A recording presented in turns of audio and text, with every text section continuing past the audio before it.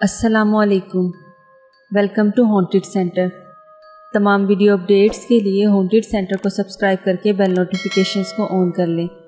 تو آئیے سنتے ہیں ایک بچی کی کہانی جو اپنے بھائی کے ساتھ شرط لگا کر قبرستان گئی اور پھر ایک بونا جن اس کی جان کا دشمن بن گیا۔ جب میں 14 برس کی تھی تب اسکول سے واپسی پر ہمارے گھر کے راستے پر ایک قبرستان پڑتا تھا۔ میں اور میرا بھائی تب چھوٹے ہوا کرتے تھے۔ تب قبرستان میں دوستوں کے ساتھ کھیلا کرتے تھے۔ میرا چھوٹا بھائی کبھی کبھی شرط لگایا کرتا تھا کہ اکیلے جا کر پورے قبرستان کا راؤنڈ مار کر آؤ۔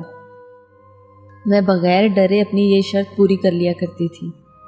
ایک دن ایسا ہوا کہ میرے بھائی نے مجھے پھر سے پورے قبرستان کا چکر لگانے کا بولا اور انعام میں اس نے 10 روپے رکھے۔ میں نے بھی شوخی میں آ کر اس کی یہ شرط قبول کر لی۔ میرے والد جو کہ روحانی علم رکھتے تھے تو ان کی وجہ سے میں بھی کبھی کبھی یہ چیزیں دیکھ سکتی تھی جو کہ دوسرے لوگ نہیں دیکھ سکتے تھے۔ تو میں نے سوچا کہ دن کے وقت تو جن بھوت بھی نہیں ہوتے تو میں یہ شرط آسانی سے جیت جاؤں گی۔ میں قبرستان میں چلی گئی اور میرا بھائی باہر کھڑے گنتی گننے لگا۔ میں قبرستان میں داخل ہوئی اور چلتے چلتے قبرستان کے سب سے آخر میں پہنچ گئی۔ تب میری نظر ایک آخری قبر پر پڑی جو سب سے کونے میں تھی۔ ایک چھوٹی سی قبر، اس پر ایک تختہ لگا ہوا تھا۔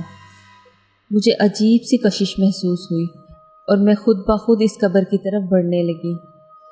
جب میں اس کے پاس پہنچی تو اس کے تختے پر کچھ نہیں لکھا ہوا تھا۔ مجھے نہیں پتا میں اس قبر کے پاس کب تک کھڑی رہی۔ اس قبر کی پکار مجھے اپنی طرف کھینچ لے آئی۔ جب مجھے قبرستان گئے کافی دیر ہو گئی تب میرا بھائی بھاگ کر مجھے ڈھونڈنے آیا اور اس نے دیکھا میں سب سے کونے میں آخری قبر کے پاس کھڑی ہوں اور نہ جانے وہ کب مجھے گھر لے گیا۔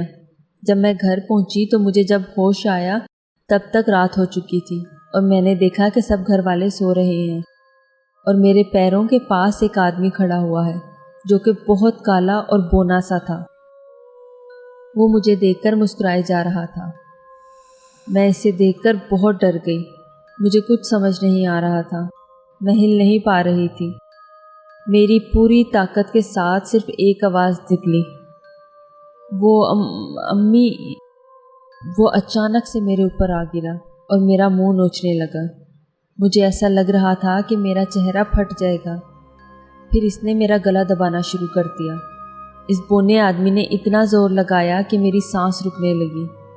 میں اپنے بیڈ پر تڑپنے لگی اور پھر اچانک سے مجھے آیت الکرسی پڑھنے کی آوازیں سنائی دینے لگی۔ میرے بابا آیت الکرسی پڑھ رہے تھے۔ مجھے ہر طرف اندھیرا دکھائی دے رہا تھا اور بس آوازیں آ رہی تھیں۔ اچانک وہ آدمی چیخنے چلانے لگا اور اس نے اپنے کانوں پر ہاتھ رکھ لیے۔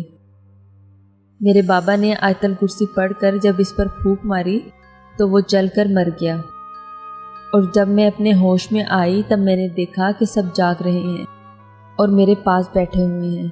کمرے میں ہر طرف روشنی ہی روشنی تھی۔